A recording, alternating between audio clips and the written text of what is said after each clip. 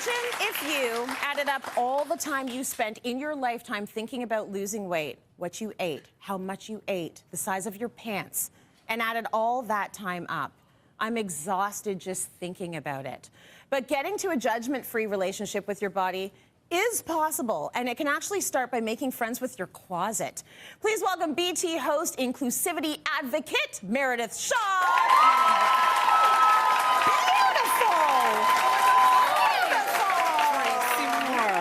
Oh my gosh. Thank you, thank you, thank you. Thank you. Come have a seat. Hi. They're so excited. Oh my gosh, I'm so excited. Speaking of judgment-free, the people are so mad at me on Instagram for sitting like this, so I'm going to continue to do it. Why I don't know. I feel like they feel like it's not ladylike, and Oh, make that's them mad. okay. And Make that's them okay. mad. I'm going to make them mad. Yes. So, so much to talk to you about, really. But first, I want to start with your new mantra. Do you have a new mantra for 2024 that you're using? What? Yeah, I am, and I sort of share it with the intention of maybe it might land and be helpful, because we have these moments of struggle. We have these moments of racket where we can really start being our own worst enemy real quick. Even if we have a life that we've built that is confident, we still fall into those sort of pits, those traps, and it's hard to see your way out. So the mantra that I have adopted is, I am and I am not my body. I am and I am not my body. Because who we are exists absolutely without any of this stuff, no matter what it is. Yes. And that is to be celebrated. But also, I'm proud of this body. I also am this body. Yes. And that's okay too. And so there's this a bit of a struggle of like, I am who I am without my body. Like, I am who I am. But I actually feel a little bit differently. I feel quite, we've been through a lot, her and I. That's right. and I want to honor that. So I feel like that ease of like, I am and I am not my body, kind of like two things can be true at the same time. Oh, I love that. Yeah, so it just kind of gives this ease.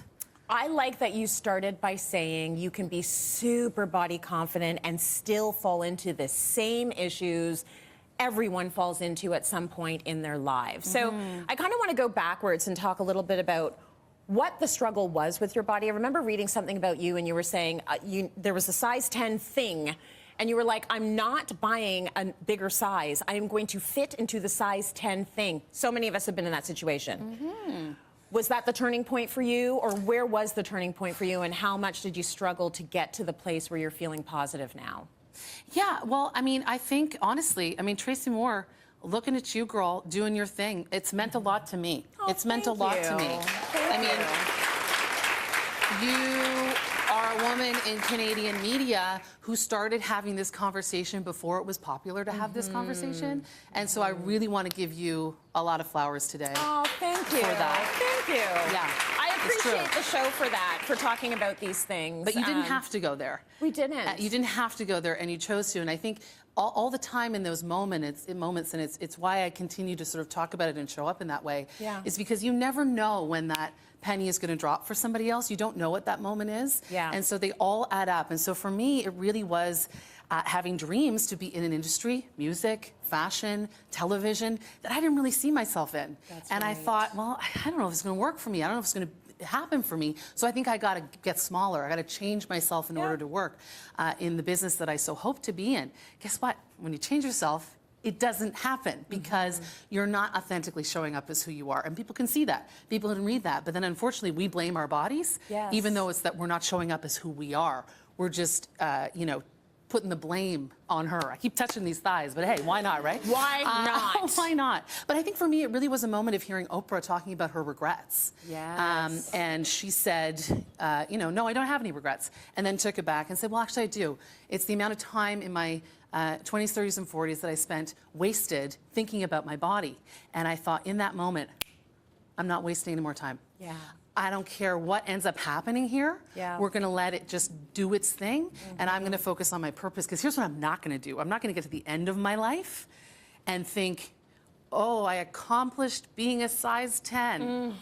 What a miss! Right? What a miss! And what does that even mean, really, anymore when it comes to sizing? Well, it doesn't mean much, especially because we now do have the clothing that is catching up to our realities, right? Look at the dress! Look at the dress! Look at the shoes! Look at it all! And I've been saying this this for years Yeah. on this show. It's like Yeah. you don't need a diet, you need a stylist. Yeah.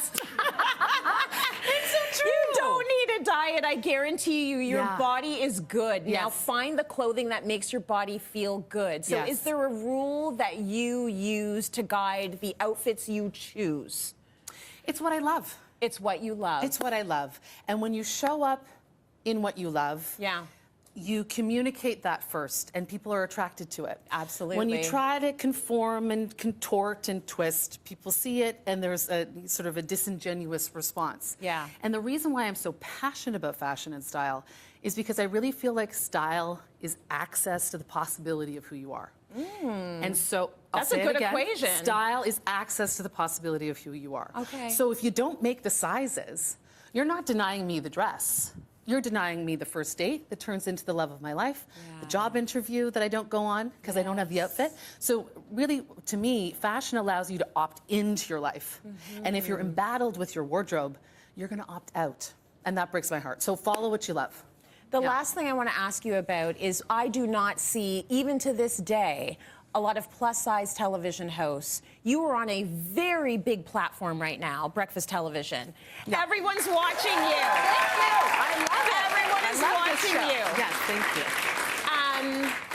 Do you see this as a very important step in terms of visibility? Like people watching you and seeing you, the way you move through the world and the way you host this show. How much of that weighs on your mind? And how much are you trying to help change mindsets?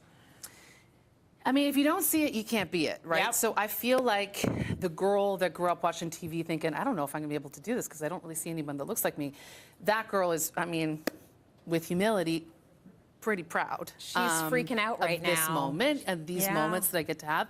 And I occupy them with a lot of reverence and a lot of respect for that full circle moment that might happen. Yeah. And so I do spend an amount of time putting together looks that I think are affordable, accessible, Yeah. so that people can see it and really see their own possibility. So I really hope that when people see me in the morning, they feel seen, you know, and they feel ready for their day, because there are options out there.